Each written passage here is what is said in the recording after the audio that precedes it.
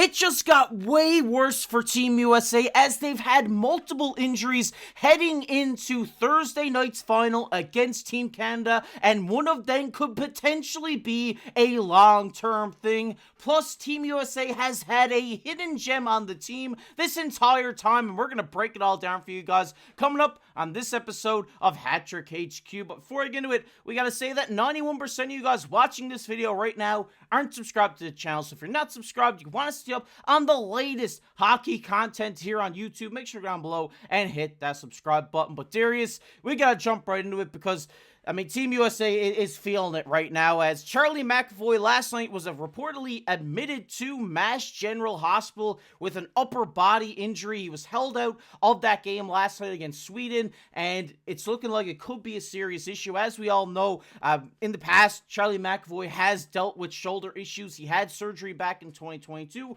At first, a lot of people thought maybe he tweaked this injury again, and Boston Bruins fans don't want to hear that, obviously, but we did, just about 10 minutes before we clicked the record button, get a huge update from Elliotte Friedman where he said Charlie Mcavoy won't play Thursday night's final. He's undergoing testing for what's believed to be an infection related to an upper body injury occurring in this tournament. And first, I gotta say, thoughts and prayers with Charlie Mcavoy, because this guy's got to be going through it right now. Obviously, you're in the final in a best-on-best tournament. That's the first in a long time. He's been a big contributor for this team. He's wearing the A for his country. Now he's going to miss the final. On top of that, he's dealing with a serious health event.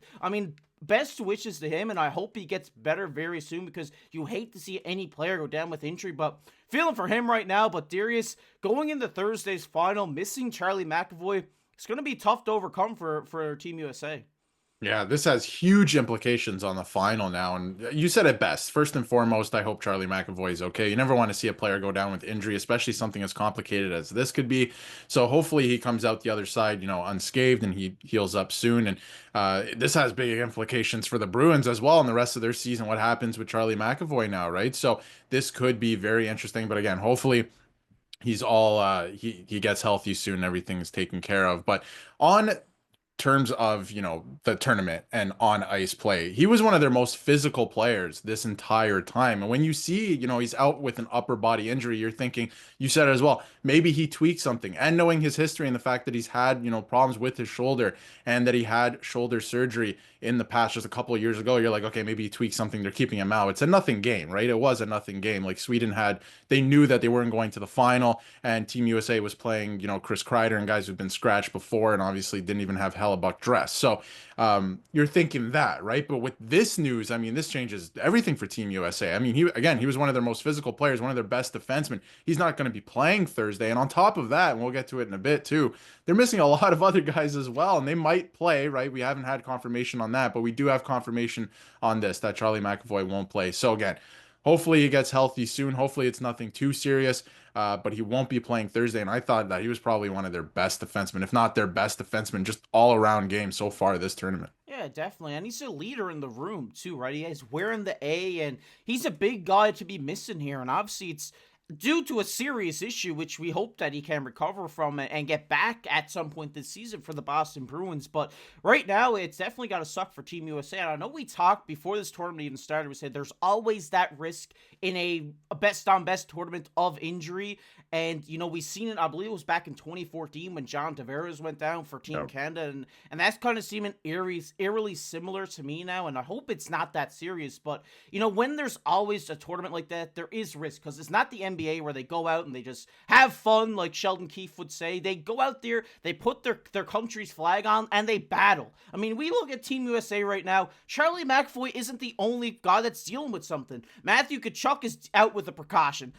Auston Matthews was out as a precaution during last night's game against Sweden. Then Brady Tkachuk crashed into the net, went to the locker room, returned, played one shift, and then went back down the tunnel. And Vinny Trocheck also went down the tunnel before returning to the game. So they're dealing with a lot of injuries right now. And we did hear a word from Brady Tkachuk saying he was held out for precautionary reasons, saying that he could be available. He didn't think it would affect Thursday night's final, but who knows? Something could arise in the next couple of days to where maybe he is going to be out during the final. We don't know. We don't know how serious it was. It looked pretty bad when he went into the net. But, I mean, Yeah. Darius, hearing McAvoy is out and hearing all these names, the Bash Bros in the two Tkachuks and Auston Matthews and now Vinny Trocheck potentially, these are some big names that they could miss for Thursday night's final.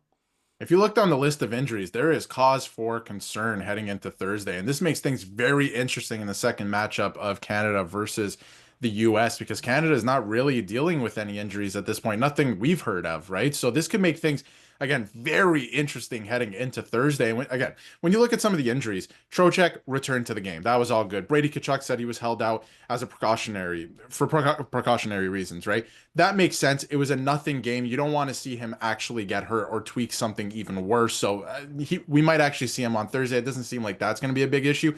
Auston Matthews has been injured low key all season, right? Like the entire season, he has not looked right for the Toronto Maple Leafs. So for people not familiar with the Leafs or who are not Leafs fans, you would know that or you wouldn't know that he hasn't looked right all season. He's been dealing with something all season. So now he's being held out of yesterday's game. I know it was a nothing game, but that is cause for concern if you're a Leafs fan. You would know, he hasn't been playing right all season. So maybe he is out Thursday. Then when you look at Matthew Tkachuk, yes, they're saying he was held out for precautionary reasons, but he barely played after the first period in the game against Canada, the last game, which was a meaningful game. So to me, that shows that, yes, something is tweaked. Is he not going to play?